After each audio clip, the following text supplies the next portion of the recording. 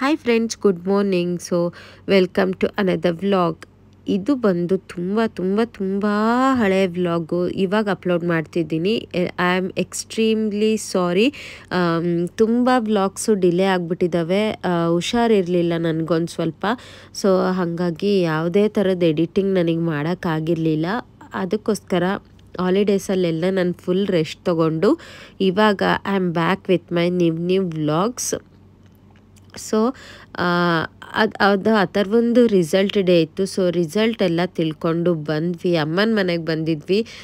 ಅಮ್ಮ ಪುಳಿಯೋಗರೆ ತುಂಬ ಚೆನ್ನಾಗಿ ಮಾಡ್ತಾರೆ. ಸೊ ಹಾಗಾಗಿ ಅವ್ರ ಹತ್ರ ಒಂದು ಸ್ವಲ್ಪ ತಿಳ್ಕೊಳ್ಳೋಣ, ನನಗೂ ನೋಡ್ಕೊಂಬಿಟ್ಟು ಮುಂದೆ ಮಾಡೋಕ್ಕೆ ಬೇಕು ಅನ್ನೋ ಒಂದು ರೀಸನ್ಗೆ ಇದನ್ನು ಒಂದು ವಿಡಿಯೋ ಮಾಡ್ಕೊಂಡಿರೋದು ನಾನು. ಅವರು ಹುಣಸೆಹಣ್ಣು ಒಂದು ಸ್ವಲ್ಪ ನೀರು ಹಾಕ್ಬಿಟ್ಟು ಮಳ್ಳಿಸಿದ್ರು, ತುಂಬ ಚೆನ್ನಾಗಿ ಮಳ್ಳಿಸಿದ್ರು. ಅದಾದಮೇಲೆ ಒಂದು ಕನ್ಸಿಸ್ಟೆನ್ಸಿ ಅಂತ ಬಂದಮೇಲೆ ಅದಕ್ಕೆ ಒಂದು ಸ್ವಲ್ಪ ಬೆಲ್ಲ ಹಾಕಿದ್ರು. ಸೊ ಬೆಲ್ಲ ತುಂಬ ಹೊತ್ತು ಕೈ ಆಡಬೇಕು ನಾವು. ಕೈ ಆಡಿದಾಗ ಏನಾಗುತ್ತೆ ಅಂತಂದರೆ ಪ್ಯಾನ್ನ ಬಿಡೋಕ್ಕೆ ಸ್ಟಾರ್ಟ್ ಆಗುತ್ತೆ ಹುಣಸೆಹಣ್ಣು. ಸೊ ಅಲ್ಲಿವರೆಗೂ ನಾವು ಅದನ್ನು ರೊಟೇಟ್ ಮಾಡಬೇಕು. ಅದಾದಮೇಲೆ ಅದನ್ನು ಸೈಡಿಗೆ ಎತ್ತಿ ಇಟ್ಕೋಬೇಕು. ಆ್ಯಂಡ್ ಇನ್ನೊಂದು ಸೈಡಿಗೆ ಒಂದು ಬಾಣಲಿ ತೊಗೊಂಡು ಅದಕ್ಕೆ ಒಂದು ಸ್ವಲ್ಪ ಎಣ್ಣೆ ಹಾಕ್ಕೊಂಡಿದ್ದಾರೆ. ಎಣ್ಣೆ ಹಾಕ್ಕೊಂಡು ಗ್ರೌಂಡ್ನಟ್ನ ಫ್ರೈ ಮಾಡ್ತಿದ್ದಾರೆ. ಇದು ಏನಕ್ಕೆ ಶೇಂಗಾ ಬೀಜ ಅಂತಾರಲ್ಲ, ಅದು ಕಡಲೆ. ಇದನ್ನು ಗೋಲ್ಡನ್ ಬ್ರೌನಿಷ್ ಕಲರ್ ಅಂತಾರಲ್ಲ, ಸೊ ಆ ಕಲರ್ ಬರೋವರೆಗೂ ಇದನ್ನು ಲೋ ಫ್ಲೇಮಲ್ಲಿ ಇಟ್ಕೊಂಡು ಚೆನ್ನಾಗಿ ಫ್ರೈ ಮಾಡಬೇಕಾಗುತ್ತೆ.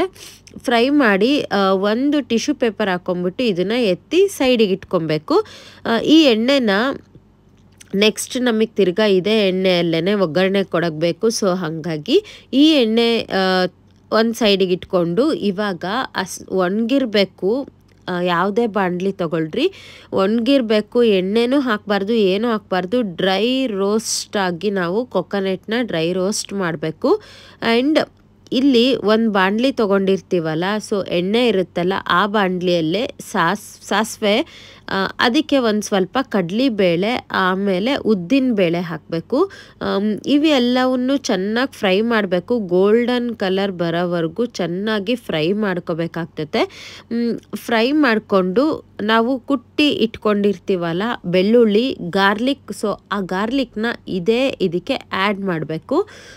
ಗಾರ್ಲಿಕ್ ಯಾಕೆ ಆ್ಯಡ್ ಮಾಡೋದು ಅಂತಂದರೆ, ನೀವು ಒಂದು ಬೈಟ್ ಪುಳಿಯೋಗರೆ ತಿಂತಿದ್ದಾಗ ಒಂದು ಸ್ವಲ್ಪ ಗಾರ್ಲಿಕ್ ಬಂದರೆ ಎಷ್ಟು ಟೇಸ್ಟ್ ಆಗಿರುತ್ತೆ ಅಂದರೆ ನೀವು ಸ್ಕಿಪ್ ಕೂಡ ಮಾಡ್ಕೋಬೋದು. ಗಾರ್ಲಿಕ್ ನಾವು ತಿನ್ನಲ್ಲ ಅಂದರೆ ಸ್ಕಿಪ್ ಮಾಡ್ಕೋಬೋದು.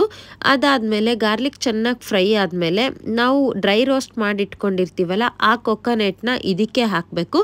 ಮನೇಲಿ ಮಾಡಿಟ್ಕೊಂಡಿರೋ ಪುಳಿಯೋಗರೆ ಪೌಡ್ರದು. ಸೊ ಪುಳಿಯೋಗರೆ ಪೌಡ್ರ್ ಹಾಕ್ಕೊಂಡು ಚೆನ್ನಾಗಿ ಮಿಕ್ಸ್ ಮಾಡಿ ರುಚಿಗೆ ತಕ್ಕಷ್ಟು ಉಪ್ಪು ಹಾಕಿ ಮೇಲ್ಗಡೆ ಲಿಡ್ ಕ್ಲೋಸ್ ಮಾಡಿ ಸಣ್ಣಗಿಟ್ಟು ಬಿಟ್ಬಿಟ್ರೆ ಪುಳಿಯೋಗರೆ ರೆಡಿ.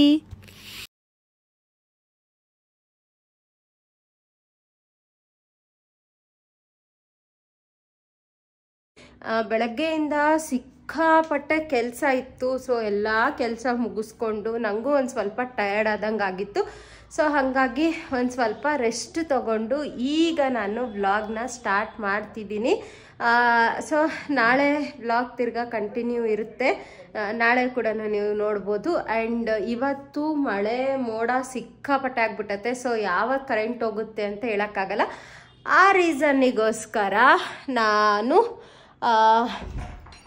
ಇಡ್ಲಿ ಹಿಟ್ಟು ರುಬ್ಬಬೇಕು. ಸೊ ಇಡ್ಲಿ ಹಿಟ್ಟು ರುಬ್ಬಿಟ್ಟು ಗೀ ರೈಸ್ ಮಾಡಿ ತಿರ್ಗಾ ಸಿಗ್ತೀನಿ. ಆ್ಯಂಡ್ ಇಲ್ಲಿ ನೋಡಿ, ಒಂದು ಸ್ವಲ್ಪ ಎ ಸಿ ಆಫ್ ಮಾಡಿಬಿಡು. ಮತ್ತು ಇದನ್ನ ಆ ಮೊಬೈಲ್ ಕೂಡ ಒಂದು ಅಮೆಝಾನ್ ಯಾಕೆ ಬಂದಿಲ್ಲ ನೋಡೋಣ. ಇವತ್ತಿತ್ತ ಡೆಲಿವರಿ ಶೋ ಆಗ್ತಿತ್ತಾ? 9 ಗಂಟೆವರೆಗೂ ಟೈಮ್ ಇರುತ್ತೆ ನೋಡೋಣ. ಏನು ಸಮಾಚಾರ? ಸಿಕ್ಕಾಬಿಟ್ಟೆ ಟಾಸ್ಕ್ಗಳು ಕ್ರಿಯೇಟ್ ಮಾಡೋನಿಲ್ಲಿ. ಅದಕ್ಕೆ ಅವನು ಹೆಂಗೋ ವೀಕೆಂಡ್ ಅಂತ ಮುಗಿಸ್ಕೊಂಬಿಟ್ಟ ನನ್ನ ಮಗ. ನಮಗೆ ಬರೀ ಟಾಸ್ಕ್ಗಳು ಹಾಕೋಣ. ನೀವೀಗ ಎಲ್ಲೋಗಿದ್ರಿ ಇಷ್ಟೊತ್ತು? ಅಮ್ಮನ ಮನೆಗೆ. ಇಷ್ಟೊತ್ತು ಹೋಯ್ತಾ ಕರೆಂಟು? ನನಗಿದೆ ಭಯ, ಈ ಕರೆಂಟ್ ಹೋಗ್ಬಿಡುತ್ತೆ ಅಂತ. ಗಾಳಿ ಸಿಕ್ಕಾಪಟ್ಟೆ ಬಿಟ್ಬಿಟ್ಟತ್ತೆ. ಸೊ ಬೇಗ ಇಡ್ಲಿ ರುಬ್ಕೊಂಬಿಡೋಣ ಬನ್ನಿ. ಇಡ್ಲಿ ಕ್ವಾಂಟಿಟಿ ಹೆಂಗೆ ಹಾಕೋದು ಏನು ಅಂತ ತೋರಿಸ್ಕೊಡ್ತೀನಿ. ಇರಮ್ಮ ಇರಮ್ಮ ಇರಮ್ಮ ಏನು ಬೇಕಪ್ಪ? ಈಗಲ್ಲ ಒಂದು ನಿಮಿಷ ಇಡ್ಲಿ ರುಬ್ಬಿಟ್ಬಿಟ್ಟು ಹೊಟ್ಬಿಡೋಣ. ನಾನು ಬರ್ತೀನಿ. ಇಲ್ಲೋಡು ಬಂಗಾರಿ, ನಾನು ಬರ್ತೀನಿ. ಇಡ್ಲಿ ಇಟ್ಟು ರುಬ್ಬಿಬಿಟ್ಟು ಕರ್ಕೊಂಡು ಹೋಗ್ತೀನಿ. ಇಲ್ಲಪ್ಪ. ಸೊ ಉದ್ದಿನ ಬೇಳೆನ ಈ ಥರ ಚೆನ್ನಾಗಿ ನೆನೆಸ್ಕೋಬೇಕು. ನೆನೆಸ್ಕೊಂಡ್ಮೇಲೆ ಏನಪ್ಪ ಟಿವಿ ಹಾಕೋ.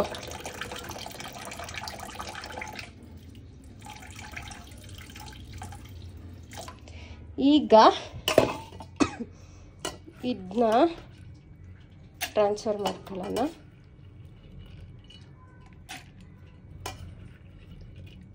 ಇಷ್ಟೇ.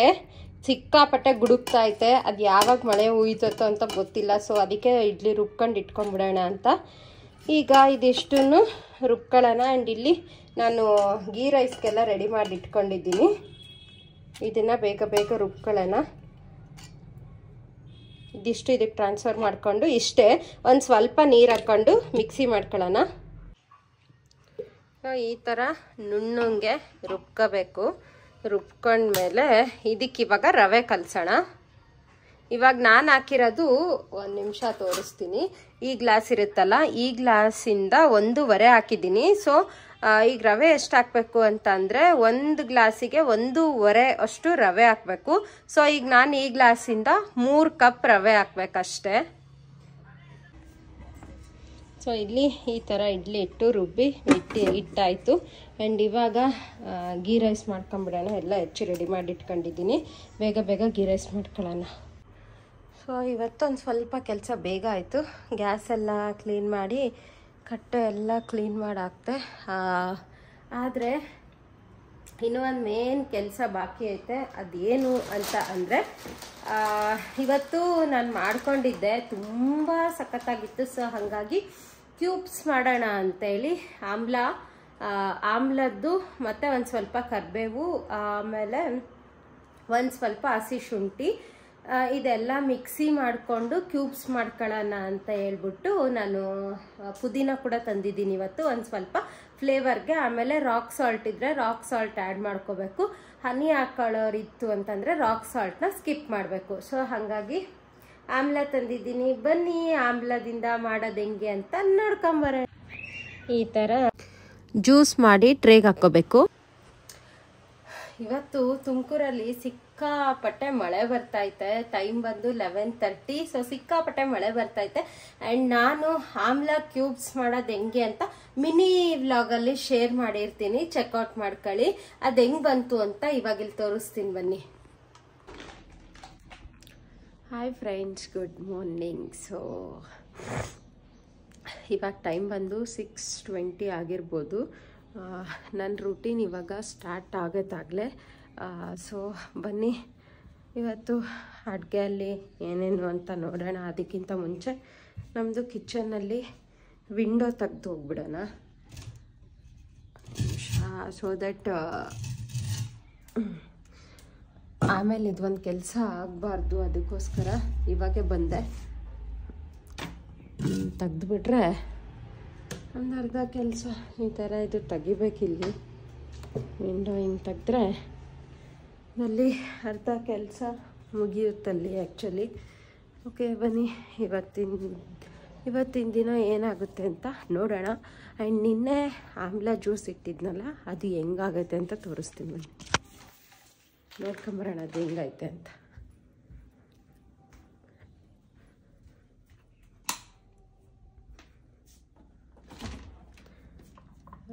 ಇಲ್ಲಿ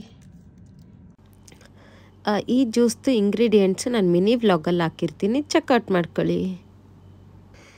ಇದಕ್ಕೆ 1 to 3 ಕ್ಯೂಬ್ ಹಾಕಬೇಕಾಗುತ್ತೆ. ನಾನು ಆ್ಯಕ್ಚುಲಿ 1 ಹಾಕಿ ತೋರಿಸಿರೋದಷ್ಟೇ. ಬಟ್ 1 to 3 ಕ್ಯೂಬ್ಸ್ ಹಾಕಬೇಕು. 3 ಕ್ಯೂಬ್ಸ್ ಹಾಕಿದರೆ ನಿಮಗೆ ರಿಸಲ್ಟು ತುಂಬ ಚೆನ್ನಾಗಿ ಬರುತ್ತೆ. ಒನ್ ಟೈಮ್ ನೀವು ಯಾರಾದರೂ ಹೇರ್ ಫಾಲ್ ಇದ್ದರೆ ಅಥವಾ ನಿಮ್ಗೇನಾದರೂ ಇಮ್ಯುನಿಟಿ ಡೆಫಿಷಿಯನ್ಸಿ ಇತ್ತು ಅಂತಂದರೆ ಈ ಥರ ಕ್ಯೂಬ್ ಮಾಡ್ಕೊಂಡು ಟ್ರೈ ಮಾಡಿ. ಸೀರಿಯಸ್ಲಿ ಇಮ್ಯುನಿಟಿ ನಿಮಗೆ ಹಂಗೆ ರೈಸ್ ಹಾಕ್ಕೊಂಬಂದ್ಬಿಡುತ್ತೆ. ಅಷ್ಟು ಚೆನ್ನಾಗಿ ಜ್ಯೂಸು. ಒನ್ ಟೈಮ್ ಟ್ರೈ ಮಾಡಲಾರ್ದವ್ರು ಕೂಡ ಟ್ರೈ ಮಾಡಿ ನೋಡಿ. ಇಲ್ಲಿ ಸಾಂಬಾರಿಗೆ ರೆಡಿ ಮಾಡ್ತಿದ್ದೀನಿ. ಎಲ್ಲ ತರಕಾರಿಗಳು ಹಾಕ್ಬಿಡ್ತೀನಿ ನಾನು. ನೋಡ್ಬೋದು ಕ್ಯಾರೆಟ್ಟು, ಬೀನ್ಸು, ಆಮೇಲೆ ಇದು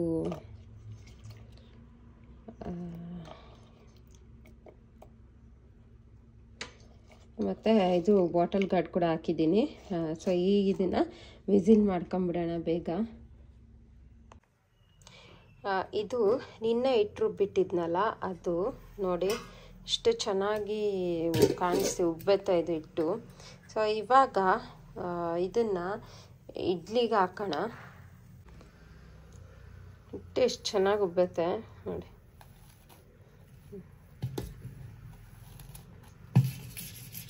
ಇವಾಗ ಉಪ್ಪು ಹಾಕಿದ್ದಕ್ಕೆ ಇಡ್ಲಿಗೆ ಹಾಕೊಂಬಿಡೋಣ ಬೇಗ, ಟೈಮೇ ಇಲ್ಲ ನನಗಿವತ್ತು.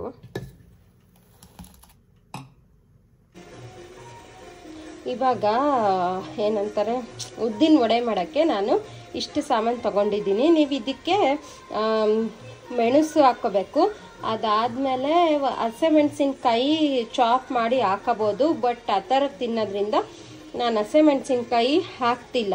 ಒಂದು ಸ್ವಲ್ಪ ಕೋರಿಯಂಡರ್, ಒಂದು ಸ್ವಲ್ಪ ಕರಿಬೇವು, ಕರಿ ಲೀವ್ಸು, ಒಂದು ಸ್ವಲ್ಪ ಆನಿಯನ್, ಆಮೇಲೆ ಹಸಿ ಕೊಬ್ಬರಿನ ಈ ಥರ ಕಟ್ ಮಾಡಿ ಇಟ್ಕೊಂಡಿದ್ದೀನಿ. ಆ್ಯಂಡ್ ಉದ್ದಿನ ಹಿಟ್ಟು ಅಂತಂದರೆ ಇಷ್ಟು ಗಟ್ಟಿಯಾಗೇ ಇದು ಇರಬೇಕು. ನೀರು ತೊಗೊಂಡ್ಬಿಟ್ಟು ಒಂಚೂರು ಉಂಡೆ ಮಾಡಿ ನೀರಲ್ಲಿ ಹಾಕಿದಾಗ ಫ್ಲೋಟ್ ಆಗಬೇಕು. ಆ ಥರ ಇದನ್ನು ರುಬ್ಕೋಬೇಕು ನಾವು.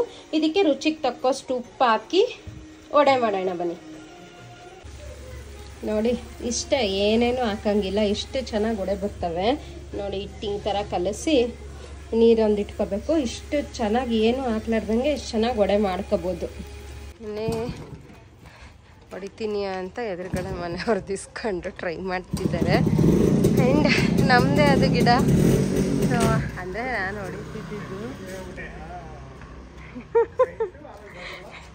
ಸೊ ಈಗ ಜಸ್ಟ್ ವಾಕ್ ಆಯಿತು. ಎಲ್ಲ ಕೆಲಸ ಎಲ್ಲ ಮುಗ್ದೋಯ್ತು ಆಲ್ಮೋಸ್ಟ್ ಅನ್ನೋಕ್ಕೇನು. ಎಲ್ಲ ಕೆಲಸ ಮುಗಿಸ್ಕೊಂಡು ಒಂದು ಸ್ವಲ್ಪ ಡಿಸ್ಟರ್ಬ್ ಆಗ್ತೈತೆ. ವಾಕ್ ಎಲ್ಲ ಮುಗಿಸ್ಕೊಂಡು ಕೆಲಸ ಎಲ್ಲ ಮುಗಿಸ್ಕೊಂಡು ಇವಾಗ ಸುಮ್ಮನೆ ಹಂಗೆ ಆಚೆ ಬಂದು ಗಾಳಿ ಅಂತೇಳಿ ನಿಂತ್ಕೊಂಡಿದ್ವಿ ನೋಡಿ.